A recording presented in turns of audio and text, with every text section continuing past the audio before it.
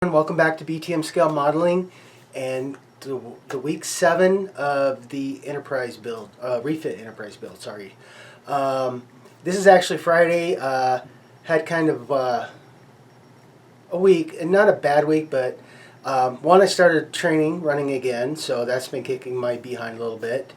And two, I need to take a break from modeling for a little bit. I was frustrated with the little bit of mistakes that I made on the commission, and I'm getting that taken care of. And then I don't know, just I was a little burned out and took a complete day off, and then took part of another day. But hey, nonetheless, we're gonna get the decals finished on the saucer, then get started on the nacelles, and then to end the week, which I know it is Friday, but to end this week, I'm going to go ahead and start doing some lighting.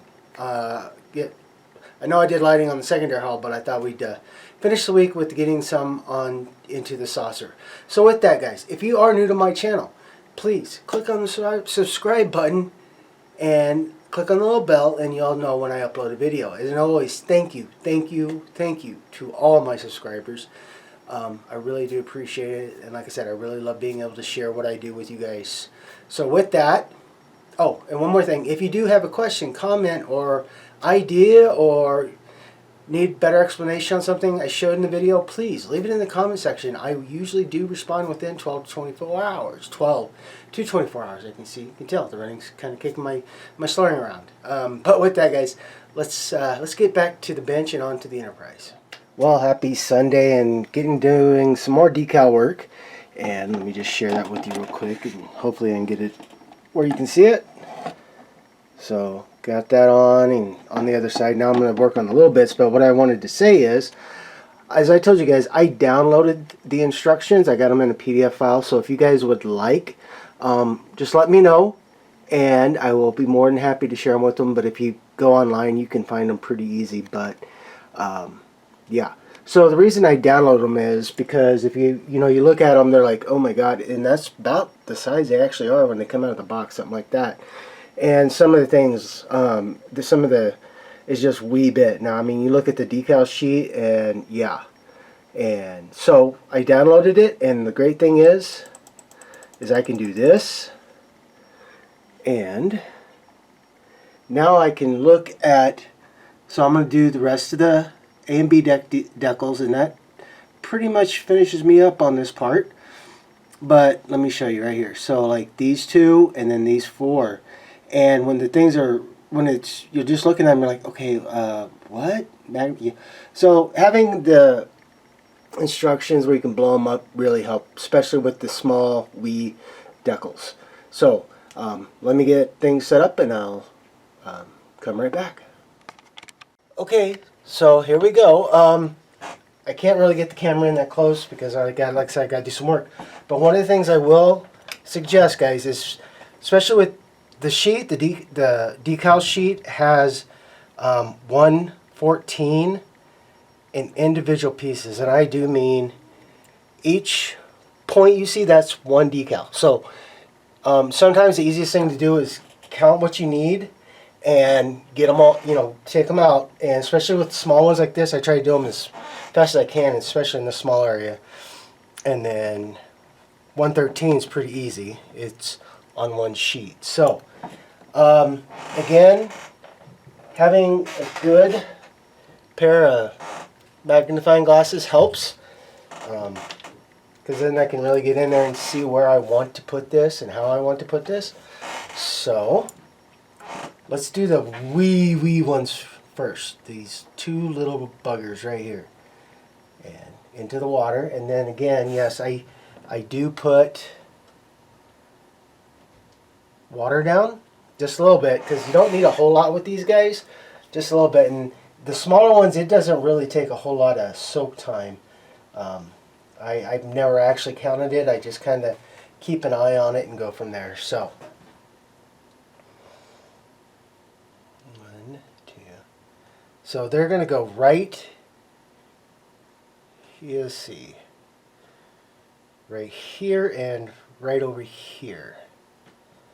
So like so. And then what I said before is I'll use a small tooth cotton swab, pointed cotton swab to help get these guys into place. Like so, I think. Okay, a little more over here. Okay. And then yeah, and the great thing about this is it gives you a little bit of, with this these pointed cotton swabs, it gives you a little bit of room because it soaks up that little bit extra water, and then sometimes it soaks up too much, so sometimes I'll just dab these in a little bit and get them a little bit wetter to help the decal. And so there we go. Those two are in place. Yeah, just a little bit down. Just a wee bit. Okay, so those two are in place. Yay. And now we're going to do, sometimes I will cut these small like this, but when it's these four, I try to keep them because I know it's going to go here, here, here, and here. I'll cut the number off because I do not want that decal number when it starts going, blending in. Get it in the water. Again, you know how to do decals. And then I will, again, take a good look at the instructions, and I get the area soaked. Well, not soaked, but if you think there's too much water, because sometimes when you're soaking area and there's a good amount of water on there, it can become a little crazy. So, because the water, likes to do its thing. So, I don't think I'll need those because they're a little bit bigger. But again, the other thing is, especially with the small ones, I'll show you these wee teeny ones. Yeah, you want to be careful with the microsol solution or the solvent, whichever you use, because these small ones, you get that brush tube.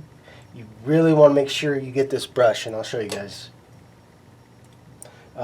Not so it doesn't do like a big pull, because if it does that, then the decal starts drifting with it, and then you're trying to move it back into place. And some of these, even just the slightest touch after solutions on them, they go bonkers.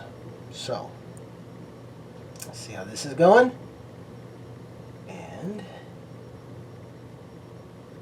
got to sit a little bit.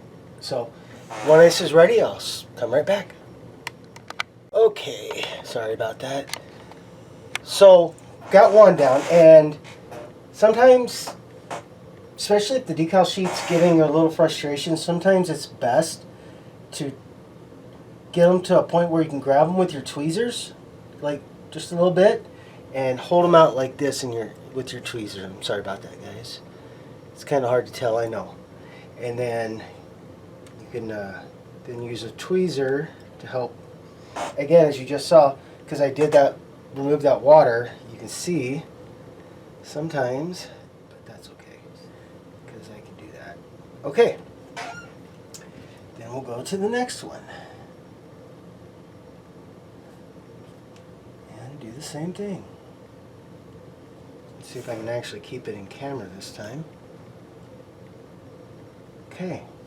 Like I said, sometimes the toothpick works great, and then sometimes these Q-tips work really, really well.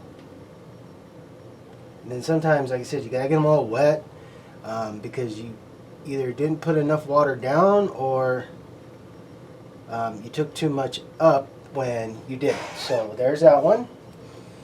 And the last one. Yay!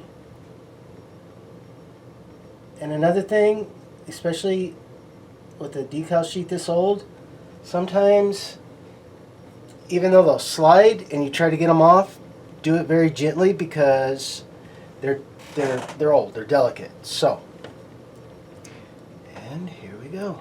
And there it is. Now again, just take your toothpick, and sometimes it's easier not to wipe on them. You try, but with this small, sometimes it's easier to just run it under the decal to get that extra water. And then, like I said, get the brush as clean as, let me see if I can get this in camera so you can see what I'm talking about. You know, you get this, you get the brush as much extra as you can, and then you just, sometimes I don't even go on top, I just go above it just to get a little in there, like so. And you see I just tap, because some wiping with the solvent set's great on some things, but then other things it's just a real, especially some like this small, just that little bit of pressure moves them out of the way. So okay, and there we go, guys. So I'm gonna get these get good and dry and then go from there. So see you soon. Well, happy Tuesday afternoon, everyone. I got started on some work, so as you guys can see, I'm getting ready to start work on the nacelles. So I've gone ahead and done a good sanding down on the seam. Now I just gotta go through and putty, and I'm not gonna make you guys watch me do all that again. So the saucer is done, except for the name on the front of the top of the saucer, but pretty much everything's done on that. So now I want to get more painting going and get some things finished before I start here getting ready to start putting everything together. So that's what I'm going to work on, and when I start painting these, you definitely will, I will let you watch me do that for a little bit, so I can go things that I want to do. But yeah, and another thing is I've already added the photo etch to the back, but I haven't put in this piece or the thrusters yet, because I still got a little bit of work to do on that. But this piece right here, this blue, this fan tail, I'm going to call it, is probably going to be pretty well done at last. We'll have to see how it looks and goes. So with that, guys, I'm going to get back to work, and I'll see you soon. Well, good afternoon. It is Wednesday, and yes, I decided I need to take a little bit of a break, and didn't do much other than get the primer and start sanding on these. And there's a couple things. So if you guys have watched me before, you can tell, sand the primer down before you prime it, and then you can, after you prime it, you can start to see the areas that you need to help do some more work on and other parts on the kit. But one of the things I was thinking was, as you can tell, here's that this piece comes separate, and I was planning on putting it in and then doing this part where the thruster is. But the more I got to looking at it, the easier it's actually going to be, is because this is already painted, ready to go and glossed. I got to do this one. But what I was thinking of, because there's some detail in here that I want, and I don't want to try to play around with things and make sure I get everything painted right, I am going to try this. So next I'm going to do a little bit more sanding, and then start getting on depreciating and start to paint the wonderful, wonderful nacelles. So I'll come back when I get going on that. Alright, well, getting started, and yes, as you can tell, I've done the pre-shading, and I've already got these. I went ahead and went flat black on this. That looked the best for inside of the buster collectors here, or if that's even the right term. Then I did the pre-shading. And now what I'm doing here is I'm actually using NATO black. I've looked at a lot of the pictures, and flat black's great, so do whatever you feel comfortable with, but I like the way this NATO black's looking, so that's what I'm going to do. And part of the plan is, so, because there's a lot of different little themes going on, and I kind of figured, I learned something about when I did the saucer is, so first I'm going to paint this. I'm going to paint the chiller grills, and that's just the two big ones on each side. And then I'm going to, yes, I decided to redo this, and I did mask those little lines again. Crazy. But I'm going to get this set. I'm going to get this sealed. And then I'm going to do this part of the chiller grill, the up front part. But the funny thing about this is it's more copper than anything else from the reference pictures I've been looking at. So I really kind of like that. That's really cool. So I'm going to get that painted, and then I'm going to get that sealed on both sides. And then the front of the nacelle, this is that light blue in some areas here. Get that painted and sealed and then masked off. Then I can do a lot more of the body work. And yes, there's different colors in here, so I got to get these grills sealed and done, and then masked off. And the getting them sealed, these little bits of colors is going to help, especially so I don't have to go back in. Hopefully, I don't have to use a brush. I mean, yes, anytime, even with a seal coat, things do happen. But I've already got one coat down, so kind of let you guys see here before I go any further. And the big thing about, you might go, oh my God, it's all black. That's great, because what I'm going to do, it's going to actually help. But especially when I get this sanded off, or masked off. So, as you guys can tell, I'm just not going crazy. I mean, yeah, my paint's getting a little over, but that's okay. It'll help give a nice effect in the end.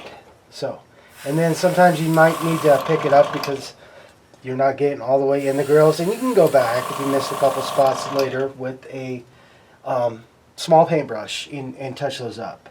But so, and then kind of get a look at it, and then yes, I'm gonna, like I said, I'm gonna do this side.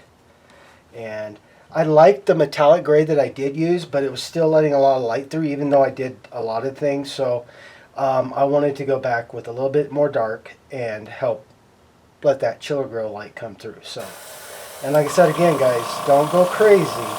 Don't try to get it all coated in the first pass, because if you do that, you're end up going to pull the paint. What I mean by pulling the paint is you're gonna, it's gonna goop up. It's gonna get where it starts to run. So let me get these finished up, and I'll show you when I get them done. So see you guys in a bit.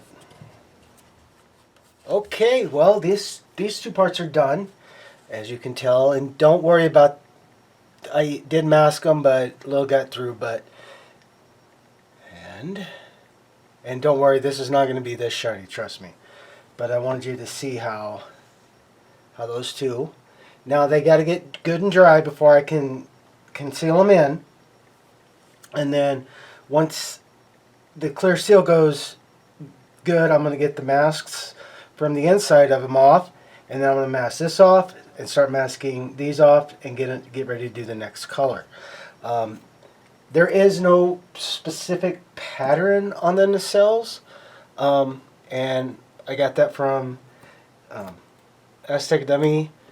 He does a lot of great research, and I was rereading. I was spending a lot of time rereading the work on it, and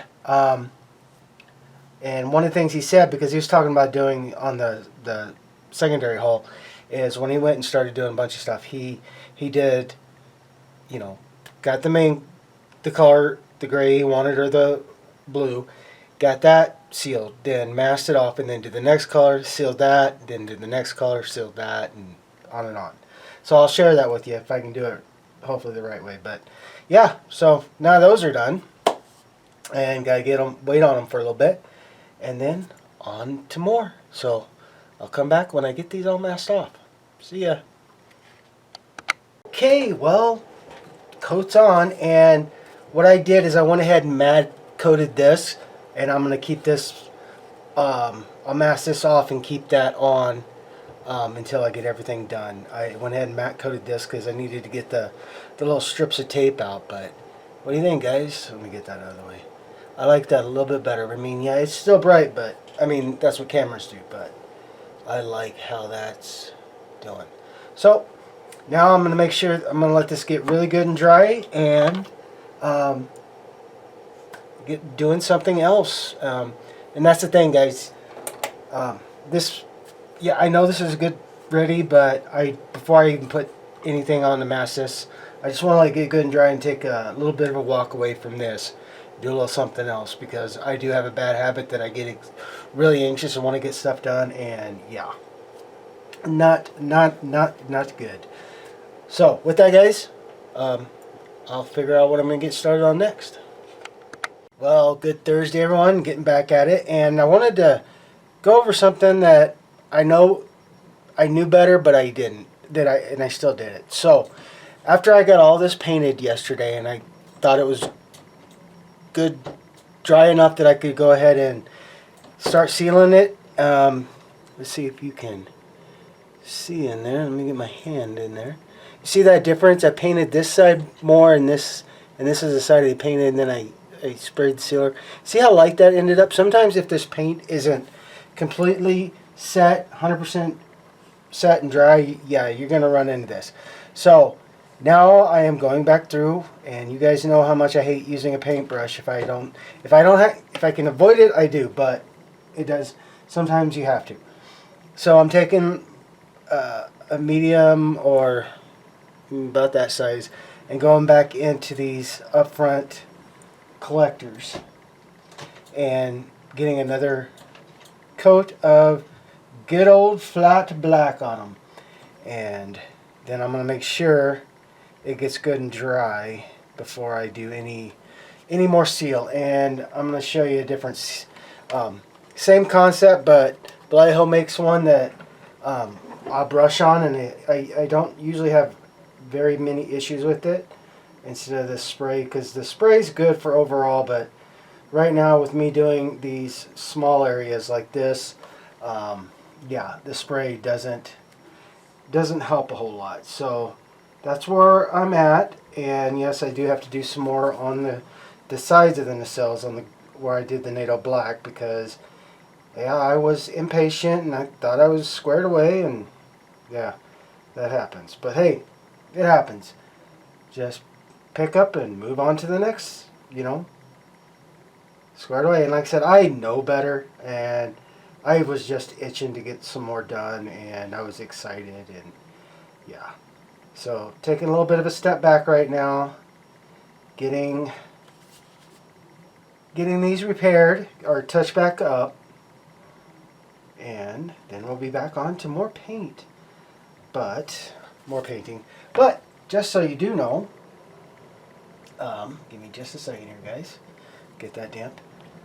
I did get this all sealed and put together. Now I'm going to do a clear piece of styrene over top and do a little bit of sanding, and maybe here on the sides to help diffuse that light so it's not so pinpoint.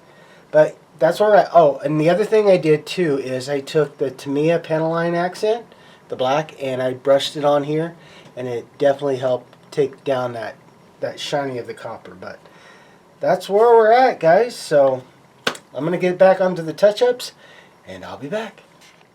Okay, well, it's the afternoon now. Kind of late in the afternoon, about 3:30, but I wanted to make sure I let this have its time, so I didn't make those mistakes that I did again. And yes, I just always keep dusting. So what I'm going to use this time is the Vallejo matte varnish. So I can make sure to get these so I don't have to spray. And then I'm going to use probably a decent size brush here. Let me see. We'll see. So the easiest way is I never know how much I'm actually going to use, so I start with little bits like that. And it doesn't take a whole lot, guys. It's very good. And then let's see how this one does before I move on to the bigger one. And then I just kind of dab it in, and then just start, and I use it to help brush in like so, as you can tell. And if I need to, I use my finger, or I have a Q-tip to help pick it up off the side. But basically that's just it, guys. And I use a smaller brush, especially around the edges here, so I can make sure I get them good. And just like so. And then, like I said, either have a paper towel or, have a Q-tip and just go down the side of it. Now you're gonna, after I get this done, you'll see I'll sand it again, but so that's how I do it. And then, like I said, I just try to, I don't start big areas, until I get a lot of the close edge ones done that I need, like so. And then I just brush it in and keep dragging it. If it seems like it pulls up, yeah, it likes to do that. But that's why I just keep, I find what works the best, or whatever you're comfortable with doing, do that. And then And like I said, sometimes, you know, the smaller brushes are great, but sometimes you just might need that big guy to help make sure it gets in there, like so. And then, like I said, I'll keep the, I'll do, now, like I said, I try to keep it off the edges if I can. And then, like I said, I just go back with a Q-tip, wipe down. But yeah, this stuff's great. And as like I said, you can tell if I keep it in camera enough for you. You can tell I'm not going crazy. I'm just doing that. And this works great, like I said, because the sprays are great. The rattle cans, like I use, because I use Rust-Oleum. That's the best one I've found, and I love using it. It's never done me wrong yet. But when doing something like this big or with this many colors, I've had this for a while, but I finally figured out why I need to start using it. Especially like what you saw happened, what you saw happened when I thought I had let it dry long enough, and yeah, I didn't. So, there is that one done. And like I said, if it looks like it pulls, you're fine. Just pull your brush, and there. So now I'm going to let that one get dry, and I'll start on the next one. But the other thing I want to show you is I started doing, like I said, the detail paintwork in here, and then I noticed something when I started, because I had, my best advice is definitely hand brush. You're going to have to hand brush, especially these, if you don't paint them before you put them in. Trust me, and I'll share that with you.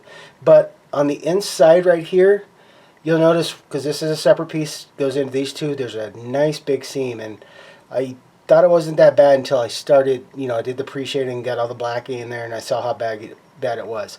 So what I did is I used the plastic putty that I've been talking about to you guys, is the perfect plastic putty, and I just went in with the toothpick and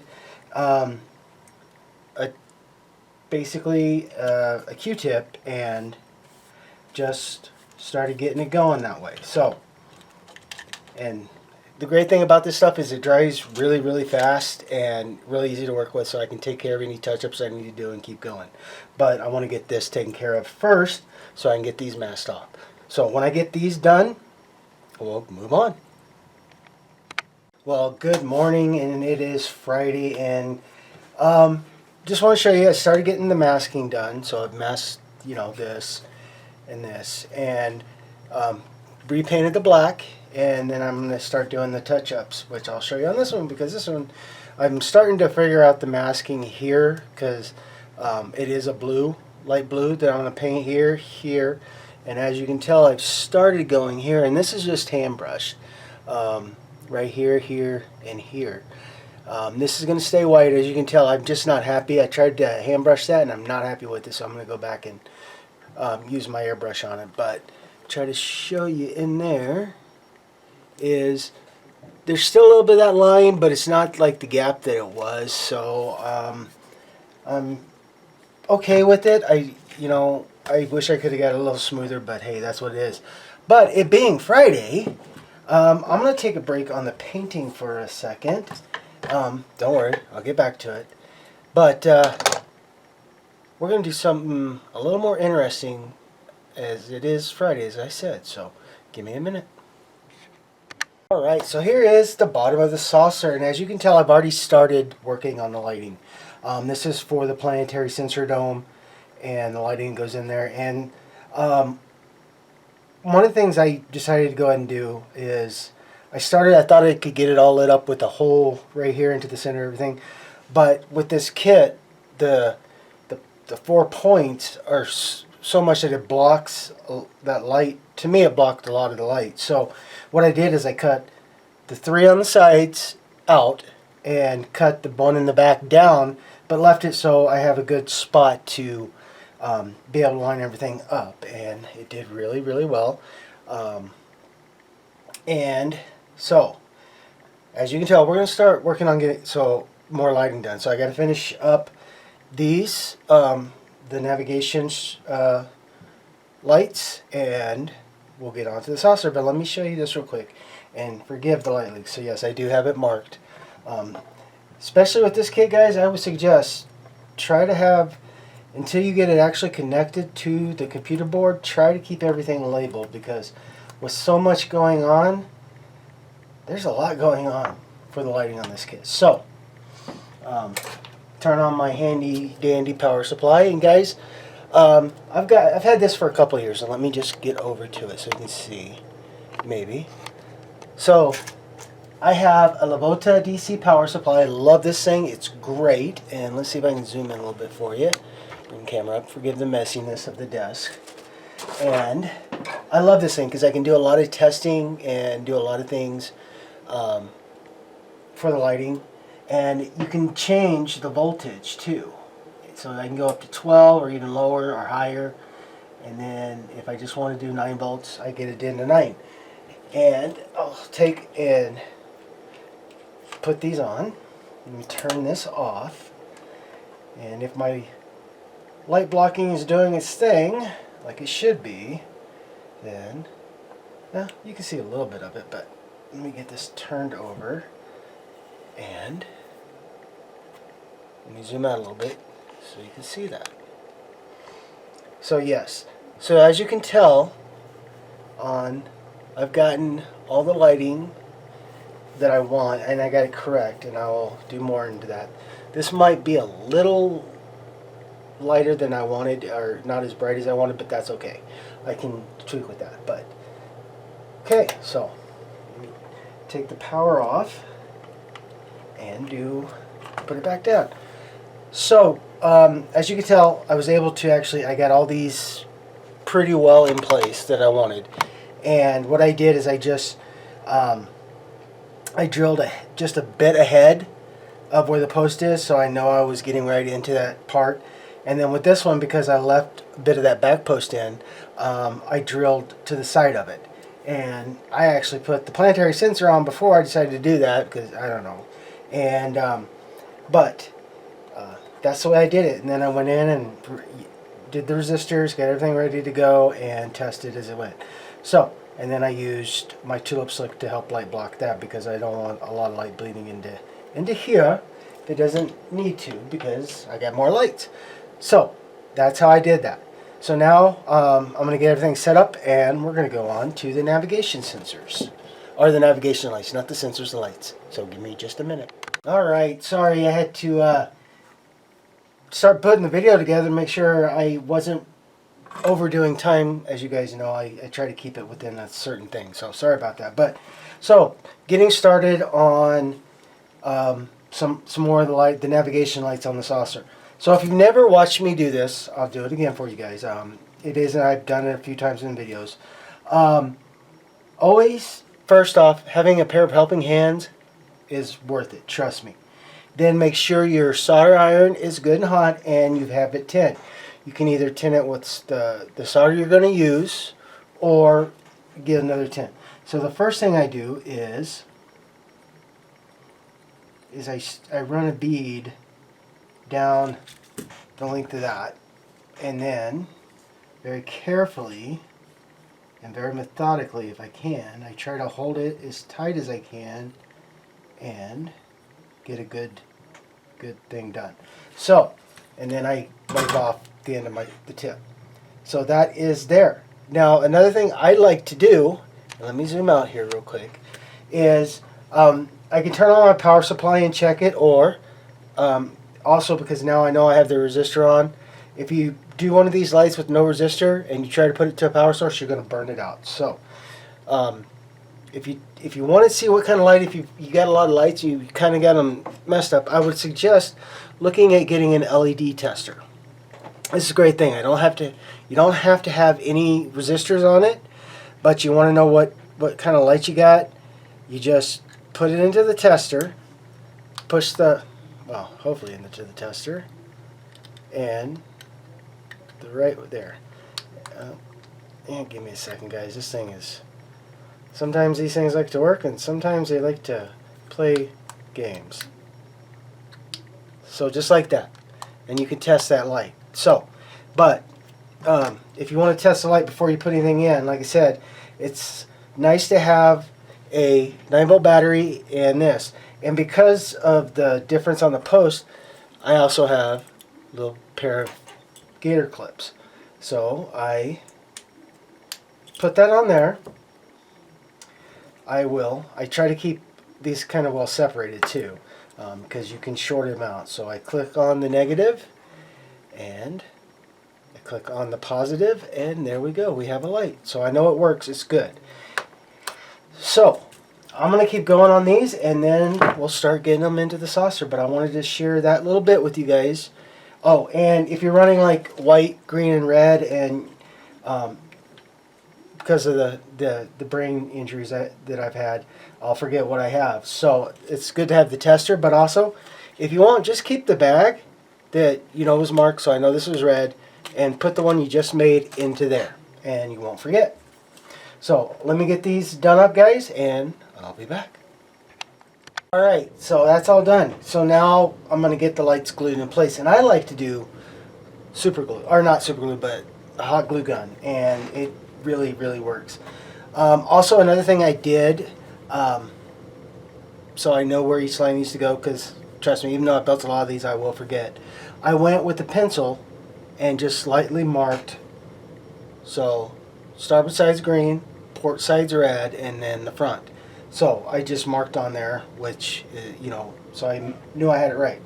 So let me see if I can move some of this stuff, and I'll show you real quick. It's really easy, but it can be really nerve-wracking. So I have a good, like I said, a good hot glue gun, and basically I'm not gonna have. I don't want these to be above the opening. I want them to be recessed a little bit, and then basically I just go in here and just give it a little glue. Now I'll wait. If I need to get another side, I'll wait. And you want to keep this held till that glue solidifies, because often than not, you let it go, these things do like to move on their own and fall. And like I said, I just want to make sure that it is where I want it. And then I can trim up glue later on, because I know the top saucer is going to be sitting on there, but then I'll go and do this side. And a lot of times I like to make sure it's smashed down so I know it's a good sit, but sometimes you just can't do that. So there's that one. Let's get our front, our white one. And like I said, again, I keep everything, try to keep everything as separate as I can. And another thing I try to plan on is how I want them to run, so they can lay on the side. And basically on this, it's not really that bad, because there's a lot I can do with it. And as you can tell, I have a towel, I have tape, and I have a cloth on that tape. You can use a bowl or whatever, but because I got all the painting done, even though it's sealed, I want to protect it as much as I can, so I did that to help keep it in place. And on to the next one. And you're always going to be having the fun of dealing with spider webs from this stuff. And again, just get around, and then I hold it up until that gets good and solidified. So, the fun of gluing lights into place. And as you can tell, it's still working on it, so.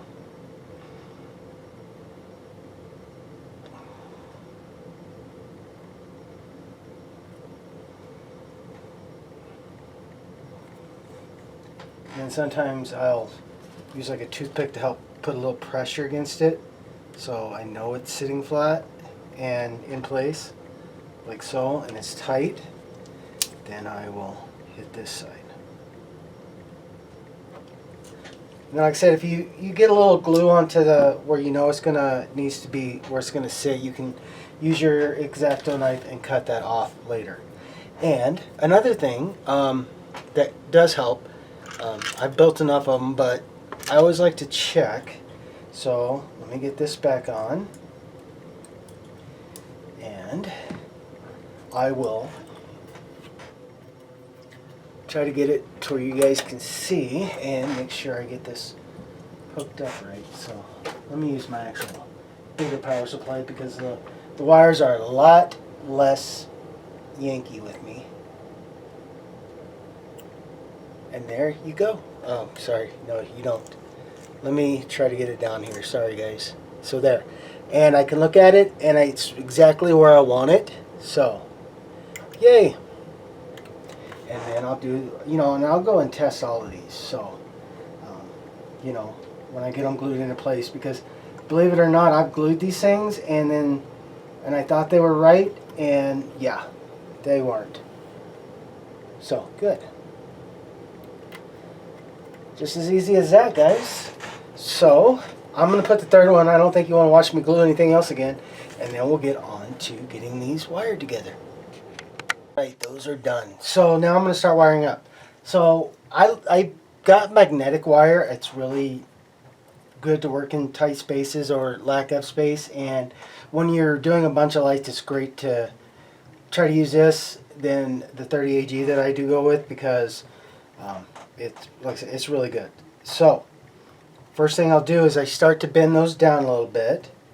And if you do use magnetic wire, great. If you don't, okay, no worries. I don't either. You've seen my builds.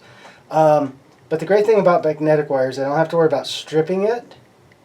And all I got to do is just get it twisted on here pretty good. And if I got a little left over, that's great too, because then I can just trim that. And then what you want to do, especially with magnetic wire, is you want to let your solder iron do the work. So what I do is I start getting solder on it, and I just lightly rub it back and forth. And you'll be able to smell, because it burns through that wiring, that cover on the magnetic wire, and it's really good. So there, let it get cool as it is, and then like I said, if you got a little bit over, you can just snip it like so. And now we're going to move on to the next positive. And again, like I said, I get these kind of in place, not fully. What I might do is because I know I'm done with this one, I'll get it bent down, and so I know what kind of slack I need and what's going on, and get a nice little love of glue like so, just to get it to put down into place and hold in place. And we'll go on. Now, make sure when you're starting to put these together, and especially if you use tennas, he gives you great wiring diagrams, great explanation. And especially with the board that I'm using here, it breaks everything down. So not only is the positive red that goes to the positive on junction 1, but the negative is tied to the red wire on connection 4, and that is the negative going in. And trust me, I double check, and he gives you really great points, so you don't have to worry about that. So it's your call on how you want to make sure you keep them separated, especially if you have to you're running two of the same color wires. I'm not going to definitely tell you guys that. I'm gonna run the green negative, because that's the other magnetic wire, and then when I get to out here, because this is going to be my last point, then I'm going to go with, like I said, my 30. I like my 30 WAG, and I'm going to go with that and decide on if I'm going to run them both red or run, because I'll have them labeled, then run the black negative and tie it into the red on junction 4. So, okay, that one's in place now, and onto the soldering we go. And like I said again, you'll get that smell. You'll know when it's actually burned through the outer layer, the covering on this stuff. You'll get a really good, decent smell out of it. So, okay. Now, again, and if you're like me, when you start laying your wire down, I will go and do a couple of tack spots so it stays in place and doesn't go crazy, like so.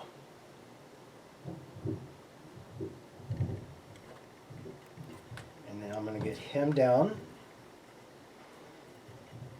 good. And the great thing is, especially on the bottom, you got enough space. You don't have to really worry about a lot of things on the bottom. I mean, you do, but you don't. But big idea is try to keep everything down as well as you can, and I'll show you that because I still need to go back and do some more hot gluing on that. But I just wanted to get this connection, this last connection done for you guys. And so, and also you want to try to figure out where you're going to put your computer board. If you're going to do like me and have it inside the saucer, you need to kind of have a pre-idea. I know where I'm going to go with it. I'm probably going to go either right here or right here with it. And I'm waiting almost until I actually got this onto the neck, so I can make sure it doesn't get the BTM fumble of, oh my god, I moved it around too much, or I did. Trust me guys, sometimes I can screw up and not even realize it. So there is that one. It's alright. Okay, so now that I'm done with that one, I will snip it and put it there. And because like I said, I am going to use my 30 WAG because it's a lot. I like it. I really do love this stuff. It's great. I'll trim a bit off, and because of my fingernails, I got good fingernails, I don't have to use my wire stripper. But I'll use my tool here, and if I don't bend it all to gracious goo gods, I'll come and run what I'm going to connect, the wire that I'm connecting to the computer board with, and as so, and just making sure it gets soldered on good. And there we go. And if you're ever wondering if it's good, you can do that. And what we're going to do is get you good and down.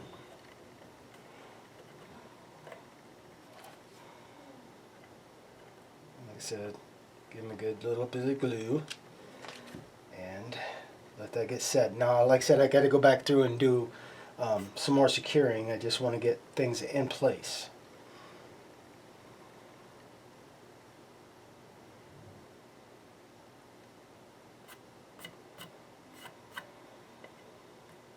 Like so. So with that, guys, I'm going to get the negative done, and I will show you in the end, and we'll see how this lights up. So I'll be back when I get the rest of these wired up. Alright guys, sorry about that. Ran into a little issue. So my green nav light here, everything was working great, and I went to make sure it was all working great, and I could get this, the red and the white to light up, but I couldn't get the black, so I was like, what the heck's going on? So I had to do a little troubleshooting with it, and come to find out, I usually never have a problem when I bend my LEDs down like this. There's usually, I never really had an issue until today. But one of the things, if it lights up when you test it, after you solder the resistor on, and you get everything wired, and suddenly that light's not working, what I found was that the connections into these LED bulb right here might have, they were working, they're there, but they might not have been secured the best. I don't know. It's just, it happens. And so like I said, I had to go and troubleshoot, and I finally found that I put a lot more pressure when I glued this in. I took off the hot glue and then redid it and kept it in. So with that, guys, so that's why you kind of see the conglomerate of mess here. And I thought it was in the magnetic wire, so I went and redid things, and yeah, but it just ended up being the bulb. So I know that planetary sensor dome lights go to red connection 1. So do the nav lights, they go to red connection 1. So I'm fine with running both of these as red, because I know this goes to junction 4 and off, but these are both negative. So that way I can keep them separated. And I've got tags, like you can see right here, for the saucer dome. Then I'll have one for the nav lights, and then I have another one to make sure that this is red number 1. That's what I labeled it. But let's get something here, and so turn that off, and let's get a little light on the subject. It is Friday, like I said, after all. And yeah, not much, but let me zoom out, make sure I'm zoomed out, and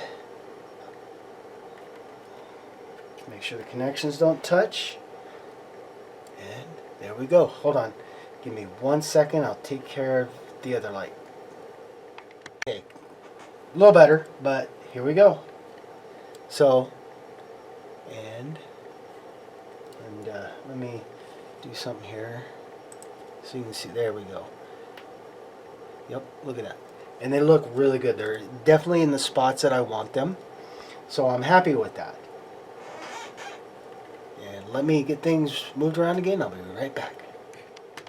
There we are. I'm back. Just had to get things turned back on and turned over. So I still got to do my black tulip slick to do light block on these. And with the windows on the bottom of the saucer, I'm actually, and I'll show you guys when I start work on the the top part of the saucer, how I'm going to do all that. And that way I have a minimum amount of wires that I have to drop between the bottom of the saucer and top of the saucer. Like I said, I'm going to put the computer board in here and do all that. But with that, guys, this is where I'm going to end it for this week on the video for the Enterprise. And I was looking at it. I know it's shorter than some of the ones I've done. Trust me, we'll get back to it. Like I said, it was an off week a little bit. So I want to wish you guys a very happy weekend. Have a very awesome and great week. And I'll see you next week on the bench.